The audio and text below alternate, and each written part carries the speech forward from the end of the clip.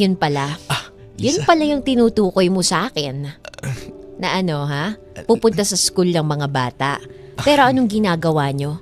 Lisa. Nagbabanding kayo dito sa mall. Lisa, kasi, teka O lang. na Friday na dapat ako yung kasama mo. Pwede ka namang magdahilan sa mga yan ah.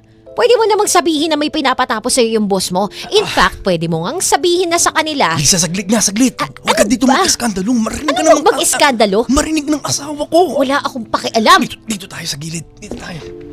May makakakita sa ating dito. Hindi ka ba nag-iisip? Wala nga akong pakialam, hindi mo ba narinig? Wala kang pakialam, Ha? pero ako mapapahamak sa ginagawa mo. Ano bang usapan natin? Alam mo makasarili ka talaga. Puro ikaw, sarili mo. Ikaw nang ikaw. Lahat na lang, sa'yo nagdedepende. Anong ako? Nag-iingat lang ako. Alam mo ba, pag nalaman ng asawa ko yan, pwede tayong mapahamak, ididimanda tayo, parehas tayo masasakote, makukulong tayo parehas. Alam mo, hindi ako ang may problema.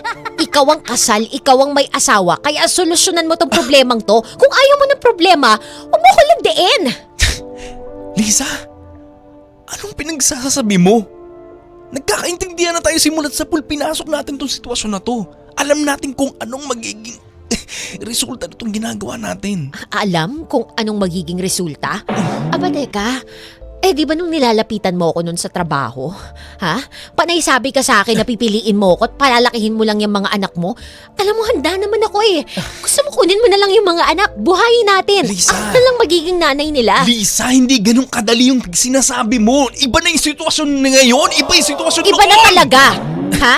Iba na talaga. Dahil yung dating 5 araw kitang nakakasama. Anak ng toko. Dahil dyan sa pagtaas ng presyo ng gasolina na yan, 4 na araw ka na lang sa akin. Hindi ako masaya doon.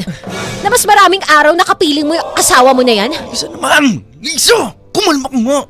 Hindi po pwede. Alam mo, kasal ako. Hindi alam ng asawa kong ginagawa natin. Alam mo ba kung saan tayo po pwedeng pulutin kapag nalaman to na napurnada tayo parehas? Pwes, galingan mo. Hindi yung magdadahilan ka sa akin ng mga bata lang, ha? Ang sasamahan mo. Pero ano, kasama mo? Kasama mo yung babaeng yan?